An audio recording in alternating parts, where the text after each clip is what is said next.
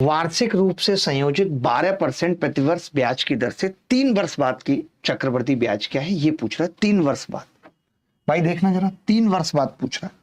मैं कई से कई सारे तरीके बताऊंगा, आप देखेंगे कि इसमें ऑप्शन थोड़े से करीब है, इसमें ऑप्शन थोड़े करीब है, लेकिन इसमें फायदा क्या है, तो आप इसमें देखेंगे कि जो या तो ये सवाल लास्ट 2 डिजिट से हो जाएगा, और अगर लास्ट 2 डिजिट से नहीं हुआ, समझना मेरी बात, मान लेते हैं मुझे लास्ट 2 डिजिट दिख गई 0.86, तब तो मुझे अप्रोक्सीमेशन की जरूरत नहीं है। मुझे लास्ट 2 डिजिट दिख गई 0.20, तब मुझे अप्रोक्सीमेशन की जरूरत नहीं है। अगर नहीं दिखी तो फिर इन दोनों में अंतर बढ़ा है, फिर मैं अप्रोक्सीमेशन पे चला जाऊंगा। ये मेरी अप्रोच है इस सवाल को करने की। तो मैंने देखा कि यार पहले साल जो ब्याज मिलेगा 25,000 का 12%, वो कितना मिलेगा, 3,000 रुपए।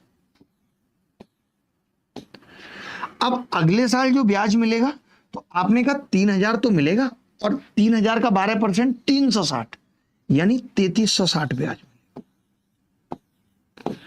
मैंने कहा उससे अगले साल 3,360 तो मिलेगा ही, और जब मैं इसका 12% निकालूंगा दोस्तों, तो 12% का मतलब है 33.6 की गुणा 12 से, तो मैं समझ गया कि 12 छिंग 72, यानी 0.2 तो आना ही आना है। अब मुझे इसको जोड़ने की भी जरूरत नहीं है, मैंने 0.2 से ही बता दिया कि इस सवाल का उत्तर डी हो। क्या ये सवाल मुश्किल था? बिल्कुल भी मुश्किल नहीं था। कुछ नहीं करा, मैंने बोला पहले साल 12% ब्याज मिलेगा, अगले साल तो ब्याज पे भी ब्याज मिलता है, यानी 3,000 तो मिलेगा, इस 3,000 का 12% 360 मिलेगा। तो जब मैंने उस 360 को 3,000 में जोड़ा, तो वो 3,360 आ गया।